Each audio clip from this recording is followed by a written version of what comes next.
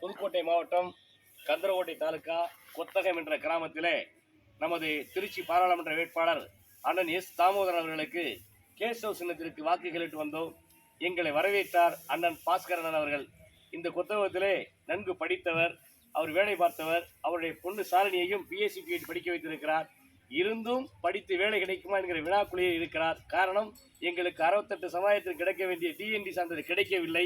ஆகவே நீங்கள் ஒரு முற்போக்கு சிந்தனவாதிக்கு ஓட்டு கேட்க வந்திருக்கிறீர்கள், எங்கள் வாக்குகளை உங்களுக்கு அளிக்கிறேன் என்று அண்ணன் சொல்லியிருக்கிறார். அதற்கெல்லாம் காரணம், நமது வேட்பாளர் இருக்கக்கூடியவர் வேளாடிப்பட்டி, மஞ்சம்பட்டி, உரியம்பட்டி மற்ற அந்த பல ஊர்களிலே சமூக சேவராக இருந்து 800-900 கழிப்பிடத்தை கட்டி கொடுத்திருக்கிறார்.